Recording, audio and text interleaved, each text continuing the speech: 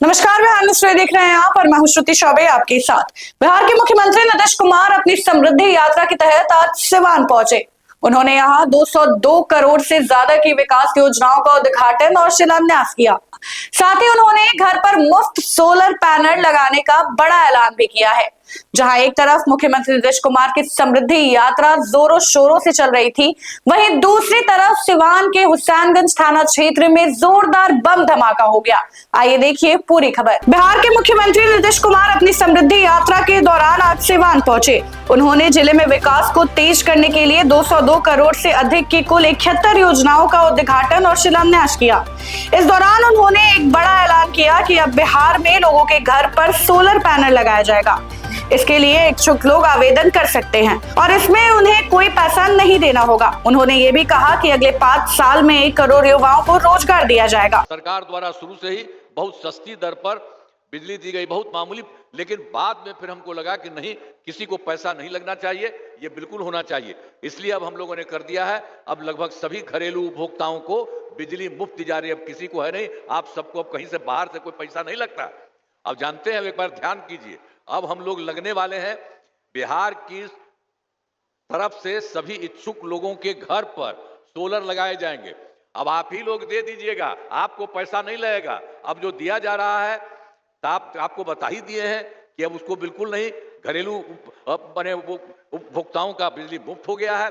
अब उसी तरह से सब आप लोगों के घर में हम एक चीज सरकार की तरफ से, आपको पैसा नहीं लगेगा, तो जैसे आपको लग रहा है सरकार की तरफ से मुफ्त में, और उसी तरह से आप लोगों से लेकर के आपके घर में राज्य सरकार की तरफ से इच्छुक लोगों के घर पर सोलर लगाए जाएंगे। तो उसका फायदा आप ही को होगा।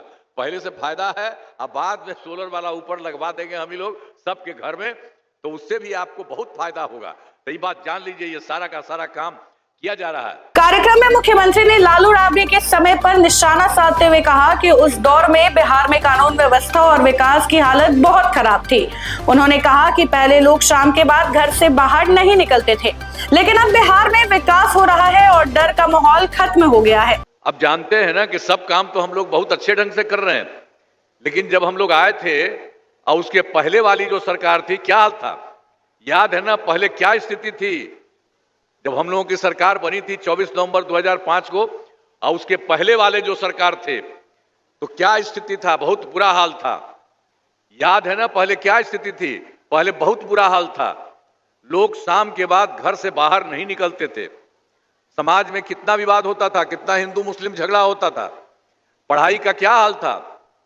बहुत कम बच्चे पढ़ते थे, बहुत कम पढ़ाई होती थी।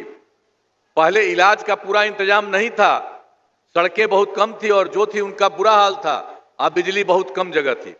तो ये पहले वाला था। उसके बाद हम लोग आए और तब से हम लोगों ने सारे लोगों के लिए काम किया है और बिहार को आगे बढ़ाया है। इस कार्यक्रम में डिप्टी सीएम सम्राट चौधरी ने कहा कि बिहार में बंद पड़े चीनी मिलों को फिर से शुरू किया जाएगा और जिन मंडलों में विश्वविद्यालय नहीं है वहां नए विश्वविद्यालय खोले जाएंगे।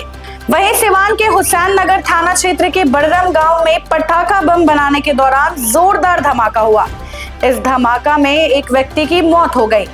मृतक की पहचान मुर्तुजा अंसारी के रूप में हुई है।